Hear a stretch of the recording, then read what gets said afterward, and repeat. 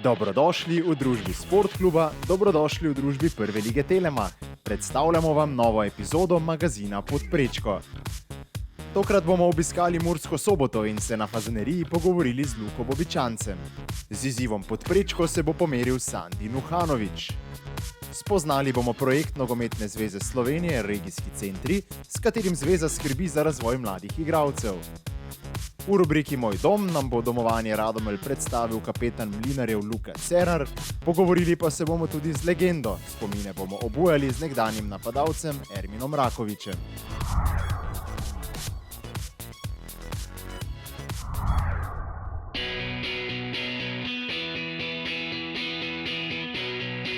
Luka Bobičanec, napadalni vezist Mure in dolgoletni član Črno-belih. Igralec z izjemnim strelom in tudi nasploh izjemnim napadalnim potencialom. V slovenskem nogometu nas se opozarja že od leta 2016, naš pogovor pa odpiramo spomini na začetke nogometne poti 29-letnega zvezdnika Mure. Kdo je Luko navdušil nad nogometom? Pa mislim, da moji prijatelji, ker smo na ulici dosti igrali, ko smo bili manjši, ker je bil malo drugačen čas, ko je zdaj, ko so vsi za telefoni pa kompjuterji, pa smo vsak dan, ne vem, do zvečeraj, do okmice smo skoraj igrali, pa se šli komaj spravljati za šolo, učiti pa zaleče pisati. Hrvaški nogomet je v orbito skozi svojo zgodovino izstrelil nekaj izjemnih zvezdnikov, zato ne čudi izbira idola v otroških letih. Pa nekoč je bil sigurno nam Hrvati dober Davor Šuker, ko smo bili majhni, ampak potem so pomali prihajali Ronaldo pa Messi, pa smo se okrog njih vrteli vedno. Super zvezdnika, ki sta močno zaznamovala moderno nogometno zgodovino, sta Luko tudi navdušila nad špansko ligo. Slednjo je vedno najraje spremljal, razkril pa nam je tudi, kateri tuji klub mu je zelo pri srcu. Ja, sigurno je to španska liga, Real Madrid, ker se spomnim prve tekme, kjer sem gledal, je sigurno bila Barcelona Real Madrid, ko je Figo prestopil v Real Madrid, ko so mu vrgli ono svinjsko glavo in v teh dnevi sem dosti simpatiziral Real Madrid. Bobičanec se je v slovenskem nogometu najprej predstavil v dresu velikega Murinega rivala Nafte. Kako je potem prišlo do prestopa na Fazanerijo? Ja, sigurno tu po tem, ko sem šel z Nafte, zaradi tistih razlogov, ker so bili tam, sem stopil v stik z tadašnjim športnim direktorjem Mitjo Morecom in sem bil v stiku, sem bil eno sezono v poletu iz Svetega Martina, ampak sem sigurno imel feeling, da lahko naredim ta še en izkorak in da tu mi je sigurno blizu in sem poskušal v drugi ligi z Muro in se je vse skupaj razvilo top za mene. V Murski Soboti ga je zelo zaznamovalo sodelovanje z Antejem Šimundžo. Slednje s svojimi metodami je Bobičancu izredno pomagal, da je postal eden izmed najkvalitetnejših posameznikov v Prvi ligi Telemach. Pa mislim, da ne samo razvoju doprinese dosti tudi moji karieri, ker mi je dosti pomagal kot trener, tudi kot človek pa prijatelj in sem hvaležen sigurno. Ampak to, ker se tiče tega, sigurno moja prva sezona v Prvi ligi ni bila tako, kak sem si jo v začetku zamišljal, ampak po teh pogovorih z njim in vsem sem sigurno tudi jaz osjetil, da imam sigurno neke stvari, kjer moram izboljšati in sem jih teh pol sezone do te zimskega prestopnega roka in tu sem sigurno napredoval in v teh pripravah sem delal izjemno dobro in sem poskušal biti boljši na teh stališčih, kjer on ima in kjer on misli, da lahko napredujem in to se sigurno super razpleto za mene. Bobičanec je z Muro v Prvi slovenski ligi prvič zaigral v sezoni 2018-2019. Ob pokalnem naslovu iz leta 2020 je daleč največji uspeh naslov državnega prvaka v naslednji sezoni. Kako se sam spominja Murinega razvoja v tistem obdobju in pa tudi šampionske sezone? Prvo sezono, ko smo izbirali Evropo, ko smo prišli v prvo ligo, smo pričakovali, smo si dali nek cilj, ne vem, razdoblje 5 letih ali ne vem kaj, ampak to, kaj se je zgodilo, to je sigurno nepričakovano in zaslužili smo si sigurno in po tem pokalnem naslovu smo sigurno dobili neko dodatno samozavest, ampak zdaj, da bi pričakovali mi, da bomo se borili za prvo mesto, to sigurno ne. Moram reči, 3 kroge pred koncem sezone, ko smo igrali tu doma z Domžalami, to je bila za nas recimo to tak tekma sezone, ker smo zmago morali si osigurati Evropo in po tej zmagi tu neverjetni 3-0, ko smo zmagali Domžale, smo se dvignuli in samozavest. Tudi ostale tekme so malo išle nam v prid in potem smo Sigurno, ko smo stopili v Ljudski vrt, ni bilo lahko, ampak taka priložnost se sigurno mora zgrabiti. Pred odhodom v Ludogorec je Ante Šimundža v intervjuju za Sportklub razkril žalostno zgodbo vratarja Matka Obradoviča, ki je tik pred odločilno tekmo šampionske sezone izgubil dedka. Kako je to vplivalo na celotno ekipo črno-belih pred tekmo v Ljudskem vrtu? Ja, sigurno to, kaj se je zgodilo, ta situacija z Matkotom, sigurno, da nas je dodatno dvignila, da odigramo to za njega, za njegovo družino, da mu pomagamo, ampak vsi skupaj smo morali biti prisebni, glave smo morali imeti samo na igrišču, ne na, ne vem, na tribunah ali ne vem kaj, da bi se ukvarjali s takimi stvarmi. Smo gledali samo tekmo in smo šli mentalno, smo se dobro pripravili in mislim, da smo tu že bili na veliki poti, da zmagamo te tekmo. Po naslovu prvaka je Muri uspel še en izjemen dosežek. Uvrstitev v skupinski del evropskega tekmovanja. Črno-beli so Slovenijo predstavljali v konferenčni ligi, Bobičanec, ki je v kvalifikacijah igral odlično, pa je skupinski del tekmovanja skorajda v celoti izpustil. Je to nekaj, kar zaenkrat v karieri najbolj obžaluje? Sigurno, da je, ja. Mislim, kvalifikacije sem oddelal odlično. Prišli smo v Evropo, žal se je zgodila ta poškodba, mimo tega ne moremo, ampak bil sem na vsaki tekmi, sem bil z ekipo, poskušal sem to situacijo vzeti za neko drugo situacijo, da pomagam ekipi, da pomagam nekome, kdo rabi, posamezno, osebno, da mu pomagam, ampak sigurno, da je žal za tem. Na vso srečo sem zadnjo tekmo igral 20 minut in da sem vzel neki, ne vem kako bi to pravil, feeling za to. V prvi ligi Telemark je odigral že krepko več kot 120 tekem in dosegel tudi več kot 30 golov. Kakšni so cilji za prihodnost? Mene sigurno me motivira vsak dodaten trening. Mislim, da zdaj, če boste se s kome pogovarjali, s katerim trenerom sem delal, sigurno, da tu vsak trening sem delal 100%. Ko sem bil v 5. ligi, ko sem bil v 6. ligi, sem vsak trening delal 100% in se pustim presenetiti. Poskušam zdaj sigurno, tisto sezono imam neko določeno drugo pozicijo v ekipi in poskušam še tu nekaj nagraditi. Sigurno, da je mesta za napredek. Že so leta tu, ampak poskušam vsak trening nekaj novega narediti. Luka je izpostavil svoje leta, navkljub njim pa še vedno čuti željo po tem, da bi se nekoč preizkusil še v kateri izmed močnejših lig. Te želje ne skriva. Sigurno, da je. Želja je vedno vsakega igralca. Kdo nima želje, mislim, da ni športnik in upam, da tako vsi razmišljajo kot jaz, ampak ko pride dobra ponudba, ki bo zadovoljila prvo mene, potem pa še klub, se bomo sedli, pogovorili in bomo videli, kaj nam to donese. Mi vsekakor upamo, da nas bo Luka Bobičanec še dolgo navduševal na zelenicah prve lige Telemark, hkrati pa mu želimo tudi vso srečo v nadaljevanju sezone.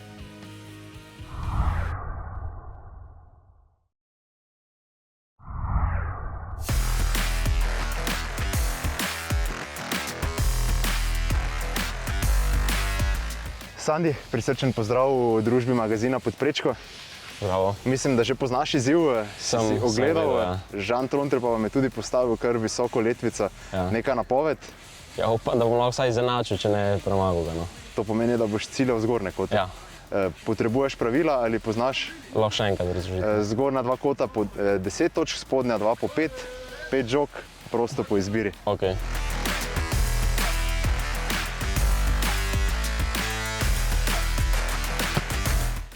Bravo.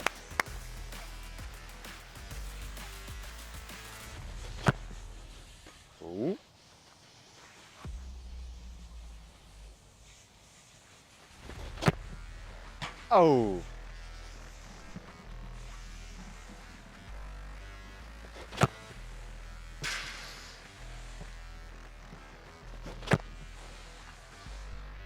To je bilo 25, ne? 25. Ja, škoda. Če bi tista prečka šla mogoče noter. Ja, pol je bil pritisk. Ja, prevelik. Bravo. Hvala. Torej, Sandi, 25 točk. Ja. Razočaran, zadovoljen. Sem mislil, da bo več, ampak dobro. Tista prečka je odločila, Ja, mogoče. ampak ni pa zadnje mesto. Ja, Žal pa nagrada, morda v naslednji sezoni. mogoče. Hvala ti. Hvala vam. Srečno. Enako.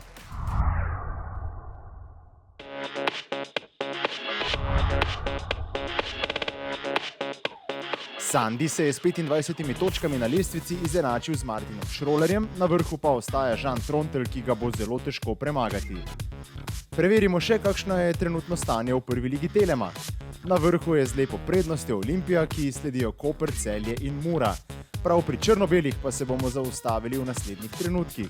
V oktobru smo namreč obiskali nekdanjega vezista Mure Tomija Horvata, ki se v Evropski ligi šturmom bori za preboj v izločilne boje. Slovenski reprezentant se je po veliki zmagi proti Feyenoordu spomnil tudi svojega nekdanjega kluba in se zazrl v prihodnost prve lige Telemach. Prisluhnimo njegovi napovedi.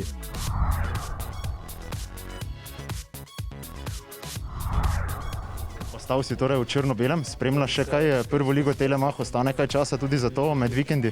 Ja, seveda, ful rad pogledam, kako tekmo Mure, da vidim, kako delujejo in zdaj jim gre res dobro in sem zelo vesel. Morda samo kakšna napoved za našo oddajo Pod prečko, kaj se ti zdi, kako se bo razpletla ta sezona? Pa mislim, da se še lahko marsikaj zgodi, ampak vse ekipe so konkurenčne in bomo videli zanimivo do konca. Tomi, najlepša hvala in srečno.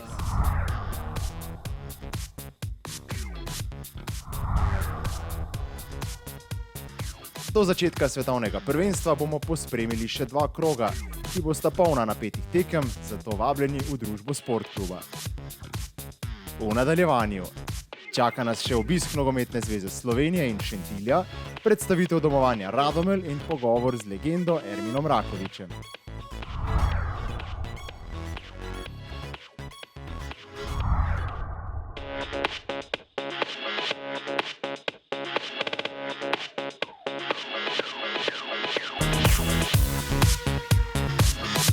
Od sezone 2016-2017 naprej pod okriljem Nogometne zveze Slovenije poteka program regijskih centrov. S programom se je mladim igralcem omogočilo dodatne možnosti za njihov nogometni in osebnostni razvoj, klubi pa so dobili strokovno pomoč pri razvoju igralcev. Začetki so bili zahtevni, na kakšnem nivoju pa je projekt danes? Seveda je ta sam projekt se je z leti tudi razvijal. Sedaj smo prišli nekako do nivoja, kjer lahko rečemo, da je v sam projekt vključenih več kot 60% klubov v slovenskem prostoru. Vsekakor si želimo poleg vključevanja otrok v ta projekt vključiti tudi trenerje, klubske trenerje in to nam, bom rekel, v zadnjih 2-3 letih tudi uspeva. Kako poteka program, kdo skrbi za izvedbo le-tega in kdo bdi nad razvojem otrok na nogometnih igriščih? Sam strokovni program dela je pripravljen v okviru tehničnega sektorja Nogometne zveze Slovenije, v okviru katerega deluje tudi inštruktorska služba Nogometne zveze. In te inštruktorji so tudi neposredno odgovorni za izvajanje samega tega projekta.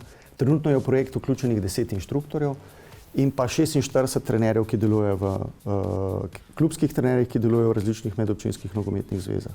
Torej, projekt poteka v vseh 9 medobčinskih nogometnih zvezah.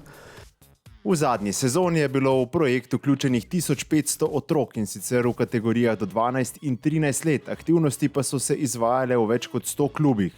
Več o delu inštruktorja pa nam je zaupal Jani Sajko. Imamo kar nekaj programov, za kateri smo zadolženi. Eden je tukaj ta regijski centri, torej skrbimo za te perspektivne igralce iz posameznih regij U12, U13. Ta program potem nadgrajujemo v centrih NZS U14, torej tam že delamo neko selekcijo teh fantov, ki so 2 leti v procesu regijskih centrov. Zraven tega pa še razvijamo, zdaj smo razvili aplikacijo e-trening, katero imajo vsi trenerji na razpolago preko svojih profilov v registi.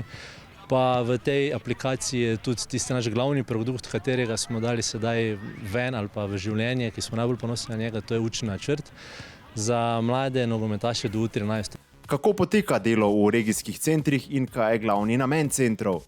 V regijskih centrih delo poteka vsakih 14 dni, torej ta skupina je na vrsti vsakih 14 dni in imamo točno določene dneve, ponedeljke ali torke. Ker smo tukaj na območju MNZ Maribora, imamo 3 skupine, 2 sta v tem mariborskem delu, ena skupina pa je na koroškem delu zaradi geografske oddaljenosti. Pri zagonu programa je tehnični sektor Nogometne zveze Slovenije naredil analizo in pripravil model, ki je prilagojen našemu okolju. Kako igralci pridejo v sistem? Mi klube pozovemo, da predlagajo igralce v te centre, torej je odprt sistem za vse, je v bistvu vse odvisno od ljudi, ki delujejo v klubih. Na začetku so bili določeni klubi sploh manjše sredine zadržane, ker so se bale, da bojo zopet prišle v neko situacijo, kjer jim bojo fantje pri 11-12 letih odhajali v večje sredine.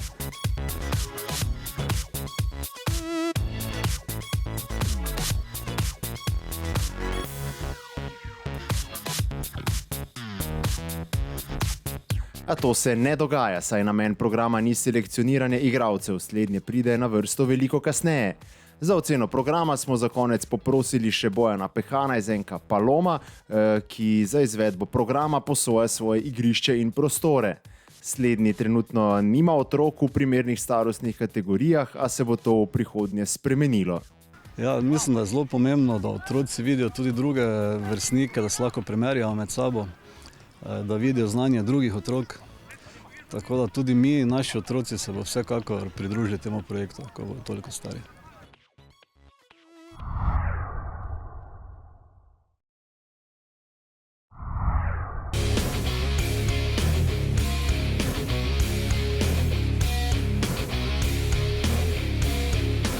Luka, zdravo. Kako si? V redu, super. Super. Hvala, da ste nas sprejeli v vašem domu. Bolj posebna bo ta predstavitev. Igrate sicer tekme prve lige v Domžalah, ampak mi smo se odločili, da vseeno pridemo k vam domov, kjer trenirate, kjer ste tudi odigrali pokalno tekmo. Morda samo nekaj besed o tem, kako se je bilo vrniti na vaš stadion. Ja, doma je vedno igrati najlepše. Mogoče nas to tudi malo mori, da ne moramo tekem igrati prvenstvenih tukaj. Mi jih igramo v Domžalah, ampak tako pač je.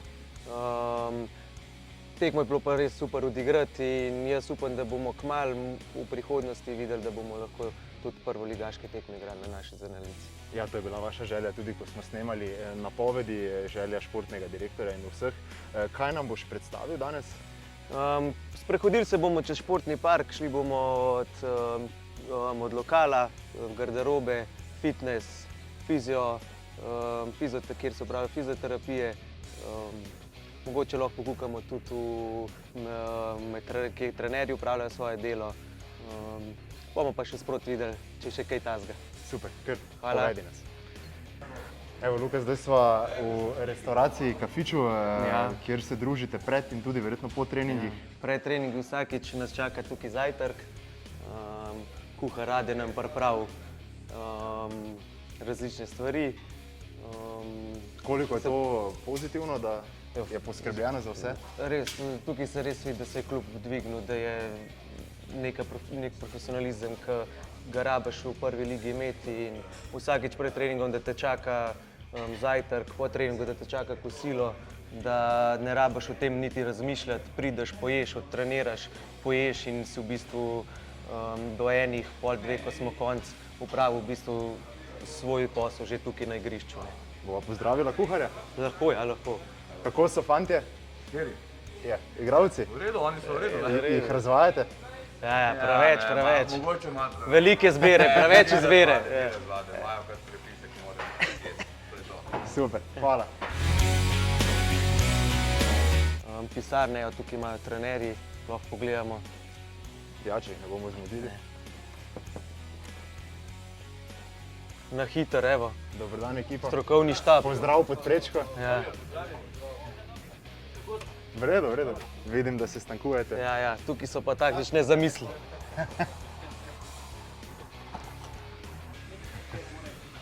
To je pa doma, evo, domača. Se moramo sezuti? Naravno, kar. Kje je tvoje mesto? Pa tam, evo, eni imamo še slike, eni ne, moramo jih še narediti. Evo, tukaj le. Zraven Gučka, pa zraven Pogačarja. Wow. Imate kaj posebej določeno za mlajše člane? Ja, morajo vodo rihtati, to lahko Filip pove. Drugače pa ne, Kaj pa to je opremo? to. Pri nas Opremo je najmlajši? pa vse ekonom rihta. Vse ekonom. Ja, vse ekonom, tako da imamo tudi tle ne rabimo nič razmišljati. V bistvu pridemo, se oblečemo, treniramo, damo pred, vse se pere tukaj, tako da je resno vrhunsko. Tam je pol še od ekonoma. Zadnja je pralnica, prva je, kjer imamo v bistvu drese pa vse pospravljene. Tu pa potekajo turnirji namiznega tenisa. Tukaj pa pol, ja, namizni tenis, tekbol, pa ročen fuzbal. Tole pa še, si rekel, zadnja pridobitev, pa fitness, pa prostori za fizioterapijo, za fizioterapeuta v bistvu, da lahko delamo v bistvu vse, kar se navezuje pol tudi na nogomet, pa na preventivo tega.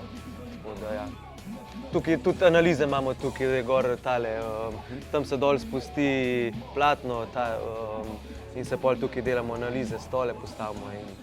Ja, Ermin je kar analitičen trener. Ja, kar in veliko damo tudi na to, na analizo nasprotnikov, pa tudi na analizo samega sebe, tudi na sebe, naša ekipa se analiziramo in izboljšujemo stvari.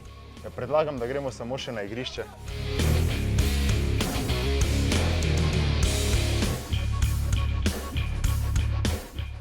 Tako, zdaj smo še na zelenici vašega domačega stadiona, vidimo tudi tribune. Mlinarji zelo pomembni, tudi zelo pridni, kar se tiče obiska tekem. Ja, mislim, da imamo kar ene najbolj zvestih navijačev v prvi ligi. Kokarkoli jih je, kokarkoli je Radomlje majhno mesto, se jih za to število res nabere veliko in sploh to, da iz tekme v tekmo, tudi če so porazi, navijajo od prve pa do zadnje minute, vsaka jim čast in klub je res z njimi dobi nek dodaten pridih in jaz upam, da bo to trajalo še dolg, ta odnos s Mlinarji in NK Radomlje. Morda samo še za konec vprašanje, ki ga postavimo vsakemu igralcu, najljubše mesto na zelenici. Kje si najraje? Za napadalci, bolj napad s krila? Ja, za napadalci. Za napadalci. Raje dosežeš gol ali raje vpišeš asistenco? Raje asistenca, ja. Super. Luka, najlepša hvala za gostoljubje. Hvala vam. Super si predstavil vaš dom in se vidimo na tekmah prve lige Telemacha. Hvala vam.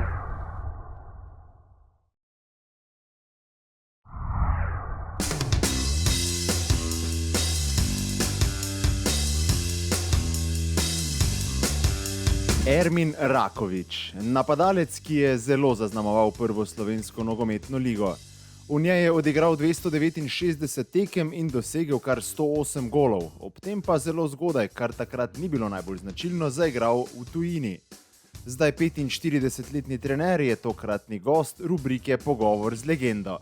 Kot vedno nas je tudi pri Erminu najprej zanimalo, kdaj se je rodila ljubezen do nogometa. Pri 9 ali 10 letih sem prvič igral tekmo, tako da tam sem živel sem tam blizu Kodeljevega, na Poljanah. Igrali smo skozi mali nogomet tudi zunaj in pa tako, ne vem, oče je bil že prej igralec tudi, on me je navdušil in pa sem pa sam noter je bilo, Slovan je bil že itak moja ljubezen od otroštva.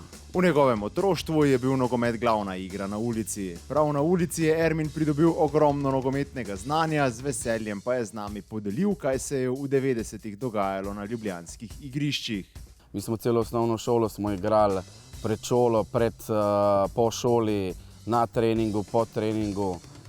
Jaz vem s Cimetom pa še s parimi kolegi, ko smo na Prulah igrali, mi smo igrali kadete, mladince, mi smo se bolj ubijali v tej kletki na Prulah, kot na tekmah mladinske lige ali pa kadetske. Kot vsak mlad nogometaš je imel tudi Ermin svojega idola, nad kom se je najbolj navduševal.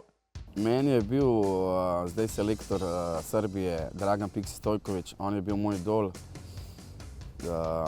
Jaz sem njega oponašal, vse kar je on delal, ker če je imel steznik na kolenu, sem ga dal jaz gor, pa me je trener vprašal, zakaj te boli koleno. Sem rekel, ja, boli me koleno, sam sem videl njega na televiziji, da je imel steznik, pa sem ga dal gor. V prvi ligi je debitiral v dresu Slovana, resnejšo priložnost pa je dočakal 2 leti kasneje pri Celju, ko je v sezoni 1995-96 dosegel tudi 2 gola. Po Celju je hitro izpolnil otroške sanje in si je nadel dres Olimpije, s svojim talentom pa si je zelo zgodaj priigral prestop na Portugalsko. Zgodba o tem, kdo je sodeloval pri njegovi selitvi na zahod, je nadvse zanimiva. Jaz sem imel na tekmi za U21, smo igrali, ne vem točno, ali proti Franciji ali proti Nizozemskemu, glavno takrat ta Jorge Mendes, trener, menedžer od Ronalda, takrat je on bil še čisto na samem začetku, mislim, da sem bil jaz njegov 3. pik prek tega našega prijatelja tukaj iz Ljubljane, menedžerja, agenta, zdaj Čibeja, so se povezali oni na tej tekmi U21 in pol je on, sem mu bil všeč in smo šli, je rekel, če bi šel na Portugalsko, pa to je v glavnem tukaj na Olimpiji bilo že itak razsulo pol in sem šel med pozimi sem šel na Portugalsko na probo, nisem šel takoj, me niso kupili, ampak sem šel na probo, trodnevno ali 4-dnevno, ampak sem podpisal po 45 minutah, so me poslali v pisarno in so videli, da je to, smo podpisali pogodbo za 4 leta pa pol. Ermin Rakovič je kasneje na tujem igral še v Izraelu, Turčiji in tudi na Kitajskem. Je kdaj obžaloval, da se ni odločil za bolj vsakdanjo pot evropskega nogometaša? Ja, tukaj je mogoče moja napaka bila, tukaj je mogoče mi žal, da si nisem lih, ko sem šel v Izrael, takrat iz Olimpije, sem imel dosti ponudb tudi iz Belgije, pa mogoče takih bolj normalnih držav, takih bolj za manj denarja, ampak je prevagal pol to, ker nismo imeli, doma nismo imeli nič, ampak prevagal je ta denar, kar takrat v tistem momentu nisem dobro razmislil, sem bil premlad in mogoče bi bilo boljša pot, če bi šel v Belgijo, pa mogoče pol kam drugam bi lahko mogoče kaj več naredil, ampak sem šel pač v take države pol, da hitro pol lahko tam zaključiš, ne moreš kaj napredovati naprej, zato nisem se mogoče lih najboljšo pot zbral. V prvi slovenski ligi se je kasneje 3-krat razveselil naslova državnega prvaka. 2-krat mu je to uspelo z Mariborom, 1-krat pa z Domžalami. Sodeloval pa je še pri 2 ambicioznih projektih. Za Muro je igral v času, ko je črno-bele vodil legendarni Čiro Blažević, kasneje pa je zelo zaznamoval projekt Joca Pečečnika, Interblok. Z Interblokom je osvojil pokal Slovenije, preverimo pa, kako je sploh prišlo do selitve v ta klub. Takrat sem jaz iz Domžal imel ponudbo iz Championshipa. Takrat me so pol prepričali, da bi prišel v Interblok in da bomo imeli cilj, da bom igral 2-3 leta, pa da bom pol športni direktor, pa da bomo imeli nov stadion, da bomo vse to. In sem videl res, vse je to gospod Joc naredil, ampak se pol na koncu ni šlo, ker je bilo preveč lačnih zraven njega. 108 goli je 4. na večni lestvici strelcev prve lige. Ta številka pa bi lahko bila tudi višja.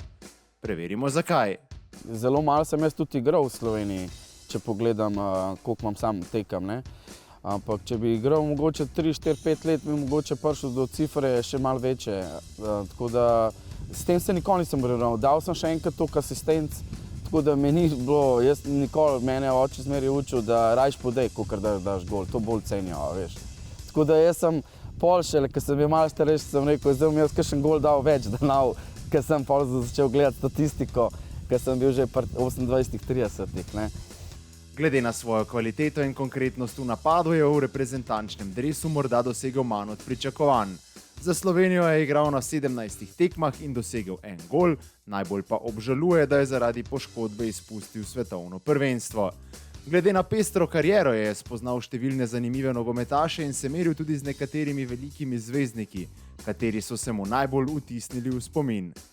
Ko sem v istih prvih 6 mesecev, ko sem bil v slačilnici, sicer nisem igral, ampak sem imel svoji igralci, so bili Jimmy Floyd Hasselbank, Ervin Sanchez, kapetan Bolivije, Nuno Gomez, Latapi. Bilo je v tej generaciji plus golman Ricardo, ko je bil na Evropskem prvenstvu. To so bili moji frendi iz Boviste, tako da dosti dobrih igralcev sem že tam, pa proti njim sem tudi ko sem igral za Beira-Mar pa v Nacionalu. Drugače pa v Turčiji sem isto proti tem zvezdnikom igral, zdaj se jih ne spomnim, kjer so v Fenerbahče je bil Anelka. Ob koncu našega druženja pa smo Ermina poprosili, da z nami deli še kakšno zabavno zgodbo iz njegove kariere. Pripetljaj iz Nove Gorice, ko je igral za Olimpijo, vas bo zagotovo nasmejal. Ja, lahko eno zgodbo, ko smo igrali na Olimpiji, pokalno finale pokala proti Gorici. In je avtobus, smo čakali in je avtobus na Vrhnki se pokvaril in smo čakali in je prišel LPP, ne ta mestni, ampak regionalni, isto, ampak smešen avtobus za gostovanje. In smo se vozili v Gorico in smo Po prvem polčasu smo izgubljali 2-0 ali 3-0, takrat so igrali Birsa, pa takrat so bili dobri. Mi smo takrat prvo tekmo tam v finale pokala slabo začeli in je bilo 2-0 ali 3-0 že to in s Cimetom izvajava na sredini in mu jaz rečem, pa se bomo malo trznali, pa to, bomo začeli igrati, ne? Pa on reče, pa zdaj ne moreš igrati, le kakšen avtobus imamo. Ermin, hvala za obojanje spominov in srečno v nadaljevanju trenerske kariere.